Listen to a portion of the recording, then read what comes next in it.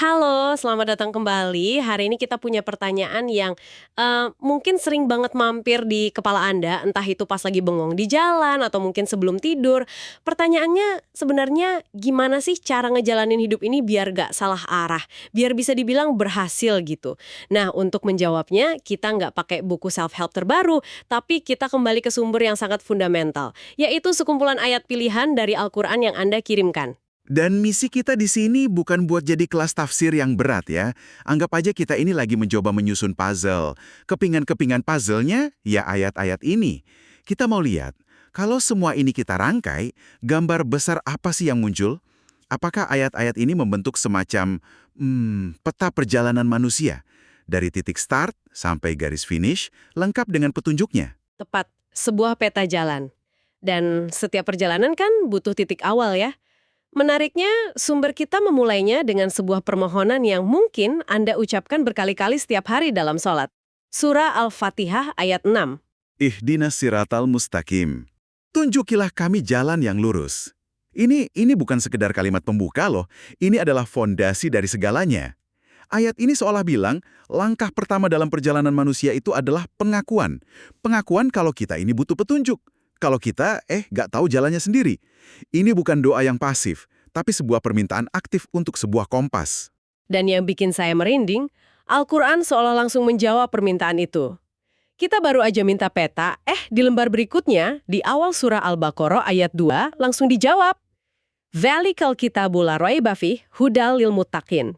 Persis. Kitab inilah, Al-Quran, tidak ada keraguan di dalamnya.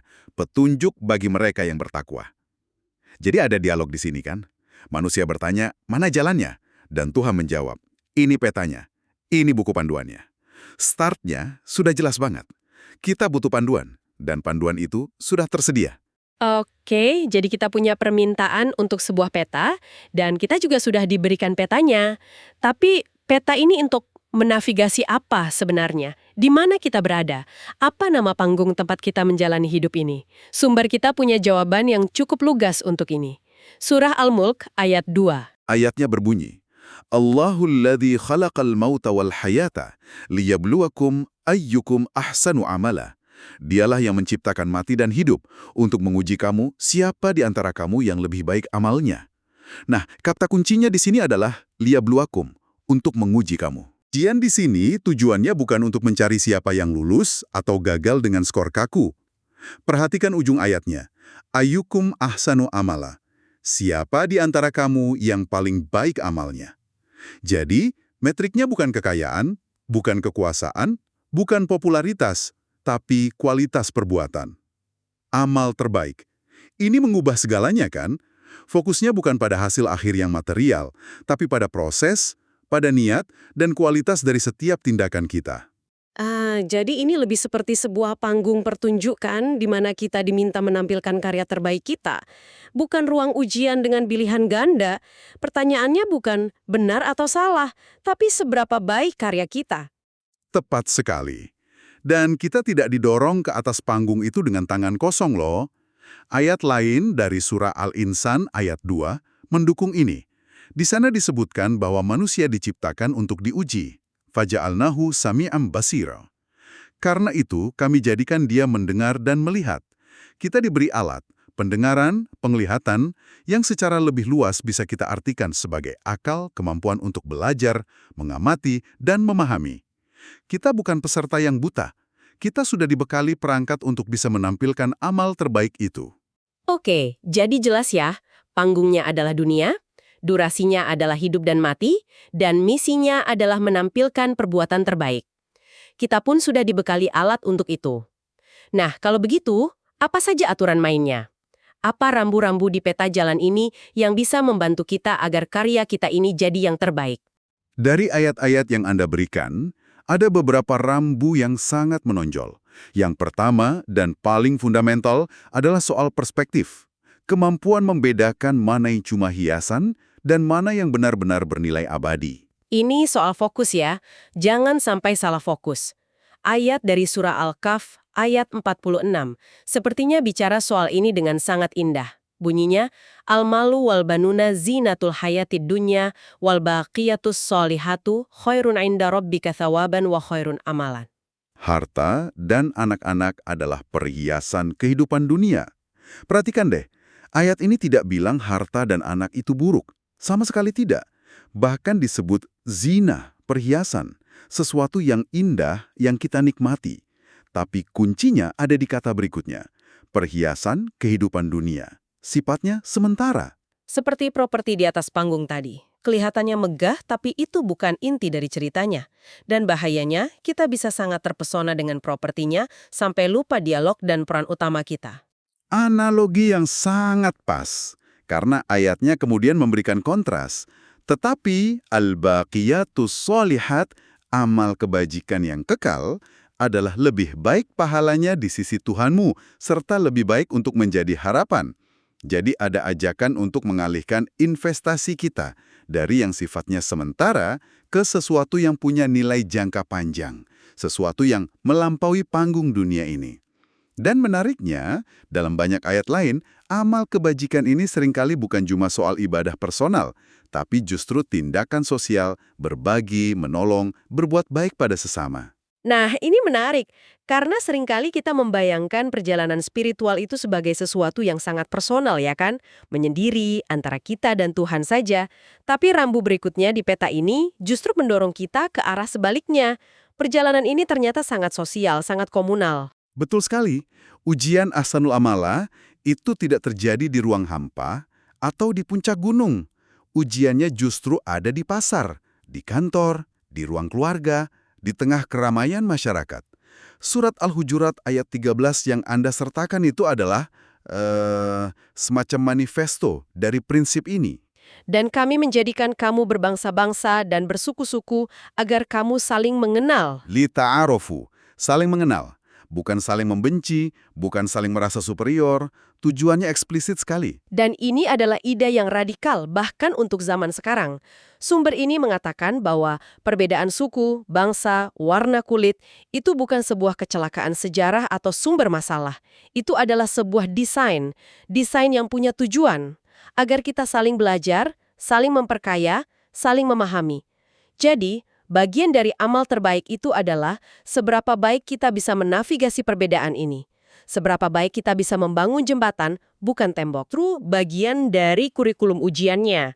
Lalu bagaimana cara kita berinteraksi dalam keragaman ini? Apa alatnya? Alat utamanya adalah keadilan. Ini pilar yang sangat kokoh dalam peta jalan ini. Sumber andali, mengutip surah Al-Ma'idah ayat 8, dan ini adalah salah satu ayat yang paling kuat menurut saya. I'diluhu aqrabulit taqwa. Berlakulah adil, karena adil itu lebih dekat kepada takwa. Lebih dekat kepada takwa. Biasanya kita mengasosiasikan takwa dengan sholat, puasa, zikir. Tapi ayat ini bilang, berlaku adil sebuah tindakan sosial adalah salah satu jalur cepat menuju ketakwaan. Tepat. Ini seperti merobohkan dinding antara ruang spiritual pribadi kita dan ruang sosial publik kita. Ayat ini seolah mengatakan, mau tahu seberapa dekat hubunganmu dengan Tuhan?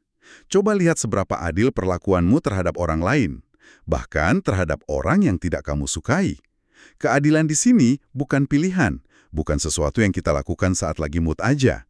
Ia adalah syarat kedekatan dengan Tuhan. Ini mengubah permainan, kan? Perbuatan sosial kita punya bobot spiritual yang luar biasa besar. Wow, jadi rambu-rambunya jelas. Pertama, fokus pada investasi jangka panjang berupa amal baik. Jangan terdistraksi oleh perhiasan duniawi. Kedua, sadari bahwa kita hidup dalam keragaman yang dirancang untuk saling mengenal. Dan ketiga, gunakan keadilan sebagai kompas dalam setiap interaksi sosial, karena itu adalah inti dari perjalanan spiritual kita. Kuat sekali pesannya. Oke, kita sudah punya titik awal, deskripsi arenanya, dan rambu-rambu utamanya. Tapi setiap perjalanan, setiap ujian, pasti ada konsekuensinya, ada garis finishnya. Bagaimana peta jalan ini menggambarkan ujung dari perjalanan kita? Apa yang terjadi setelah pertunjukan selesai? Disinilah konsep akuntabilitas total masuk. Dan sumber ini menggambarkannya dengan cara yang tidak main-main. Puncaknya adalah kesadaran bahwa tidak ada satupun perbuatan kita yang sia-sia atau terlupakan. Semuanya dihitung. Anda merujuk pada surah Az-Zalzalah ayat 7 dan 8. Ayat yang pendek tapi dampaknya luar biasa. فَمَن يَعْمَلْ مِثْقَالَ ذَرَّةٍ خَيْرًا يَرَهُ وَمَن يَعْمَلْ مِثْقَالَ ذَرَّةٍ شَرًّا يَرَهُ. Maka barang siapa mengerjakan kebaikan seberat zarrah, niscaya dia akan melihat balasannya. Dan barang siapa mengerjakan kejahatan seberat zarrah, niscaya dia akan melihat balasannya. Kata kuncinya adalah zarrah. Zarah ini sering diartikan sebagai atom ya, partikel debu atau pokoknya sesuatu yang paling kecil yang bisa kita bayangkan. Jadi bahkan perbuatan sekecil debu pun akan diperlihatkan kembali. Tepat. Coba bayangkan implikasi psikologisnya. Ini menghilangkan kemungkinan kita untuk berpikir, ini kan cuma hal sepele. Senyuman tulus ke petugas kebersihan, atau sebaliknya, komentar sinis yang kita tulis di media sosial dalam sepersekian detik, semuanya punya bobot. Semuanya masuk neraca. Ini konsep yang sangat humbling, membuat kita jadi sangat sadar akan setiap pilihan kita. Itu benar-benar mengubah cara kita memandang tindakan sehari-hari. Itu bukan lagi sekedar tindakan, tapi sebuah jejak yang akan kita temui lagi nanti. Betul. Saya jadi ingat, beberapa hari lalu saya terjebak macet parah. Ada mobil yang menyerobot seenaknya. Reaksi pertama saya, terus terang, tidak baik.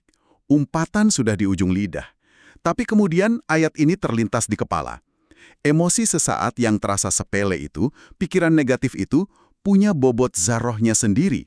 Itu seperti rem internal yang sangat kuat.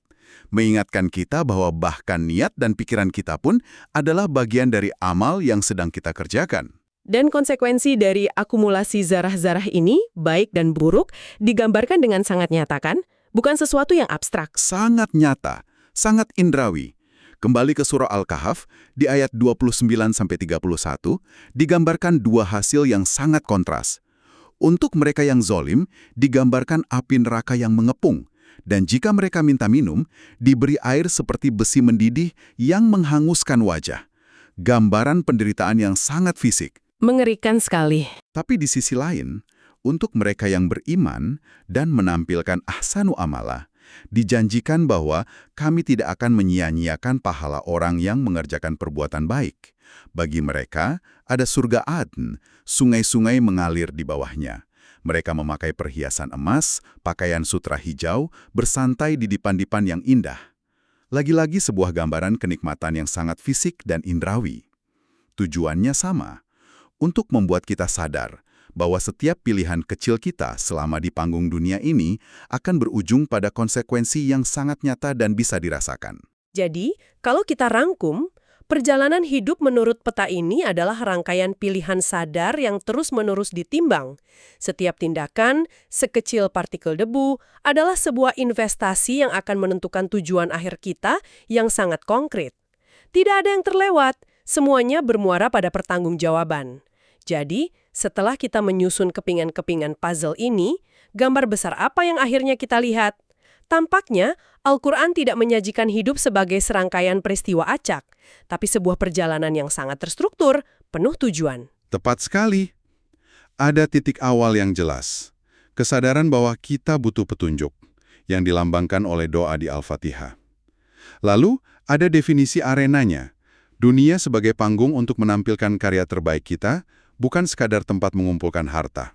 Kemudian disusul dengan peta jalannya, yang berisi rambu-rambu super penting. Seperti, bedakan mana perhiasan yang fana dan mana amal yang abadi. Lalu, pahami bahwa keragaman manusia itu sebuah desain untuk saling mengenal, bukan untuk berkonflik. Dan yang paling penting, tegakkan keadilan karena itu adalah jalan pintas menuju Tuhan. Dan akhirnya, ada tujuan akhir yang tidak bisa ditawar. Sebuah titik pertanggungjawaban total, di mana semua pilihan kita, sekecil zarah sekalipun, akan kita lihat kembali hasilnya. Pesan utamanya adalah hidup ini penuh makna. Anda adalah pemeran utama dalam kisah Anda sendiri. Anda sudah diberi naskah panduannya. Dan pada akhirnya, Anda bertanggung jawab penuh atas penampilan yang Anda sajikan. Bukan nasib buta, tapi murni pilihan, tindakan, dan konsekuensi. Sebagai penutup, kami ingin meninggalkan Anda dengan satu pemikiran untuk direnungkan, yang muncul langsung dari ayat tentang zarah tadi. Ini semacam latihan mental yang mungkin bisa mengubah banyak hal. Sebuah pertanyaan yang bisa Anda bawa pulang dan renungkan sendiri. Pertanyaannya begini, Jika setiap tindakan, setiap kata, bahkan setiap pikiran Anda yang paling sepele sekalipun sedang ditimbang dan akan Anda lihat kembali suatu saat nanti, bagaimana hal itu akan mengubah cara Anda merespons email yang menyebalkan dari rekan kerja, cara Anda berinteraksi dengan kurir yang mengantar paket, atau bahkan pikiran yang melintas di benak Anda saat terjebak macet besok pagi?